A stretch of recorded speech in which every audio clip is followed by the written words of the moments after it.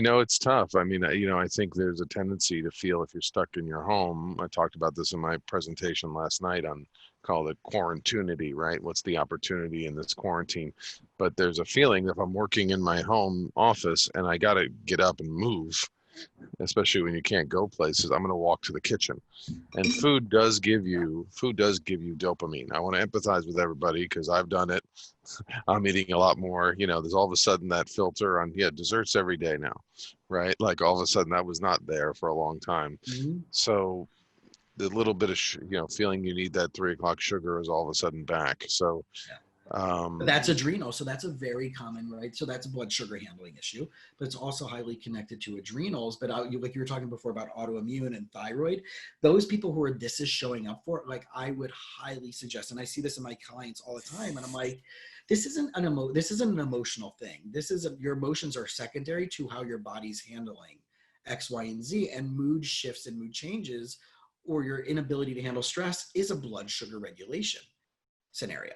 So again, going back exactly to what you're saying, like for me, like I found that like if I do some like yogurt with some almond butter in the afternoon, that will help stabilize. And I do the sugar-free, whatever, Greek yogurt and a little bit of almond butter, mix it in. I get that little bit of that sweetness. So it tricks my brain. My stomach is coated for the next couple hours of food. But I know like I'm waiting, that coffee craving kicks in 2, 3 o'clock in the afternoon. And then you can't sleep and that whole cycle's all over again. Right. So I get it. And it's something that we're not talking about enough of like what is true self-care when it even comes to our nutrition process during this time. yeah, I mean, that was going on before this crisis, and that only gets accentuated Yeah. because when you're in a crisis and you're just focused on surviving or how you're going to pay the bills, it's really hard to make changes.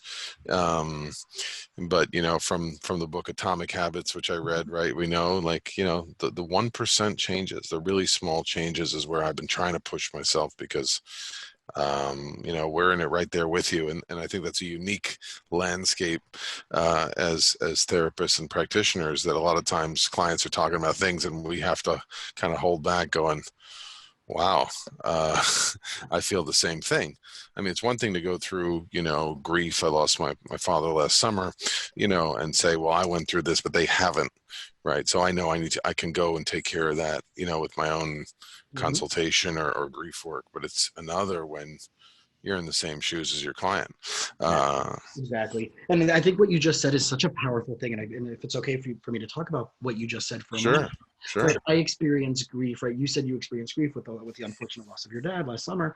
And so neurologically, and you know this, but I'm not sure how well the listeners know this, is that our brain is really split up into three ways. It's the triune brain theory: neocortex, rational brain; mammalian brain, which is our emotions; and timeless, something that we can think about from 20 years ago will trigger our nervous system and our physiology as it is happening right now; and our reptilian brain, which is the fight or flight, safety, survival.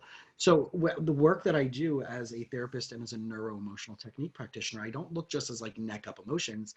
I look at things about from the Chinese medicine lens of like where the body carries stored and charged emotions that don't get resolved.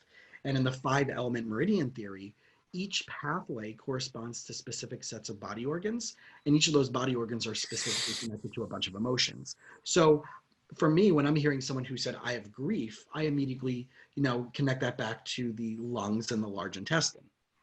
And then that's called the metal meridian. So the body doesn't, only the rational part of our brain makes a narrative around it. But the mammalian and reptilian part of our brain doesn't care. It just knows it feels a certain way. So when people are talking about, well, like you're saying, well, it's a different type of grief. No, no, no. Grief is grief. The only difference is our narrative around what that means for us personally. Right. Right. Which is a And lot of, yeah, a lot of what EMDR, goes to treating, is changing that story or addressing it. exactly. And so for me, from the perspective I'm working at, it's like, it doesn't matter to me because the story can be more saturated or not. I just want to help you change the nervous system response so you can come to a neutral place. Because someone's grief about losing their job during this time can go into the story of, what's the reason why it's such a problem for them. And that story can be so many different layers.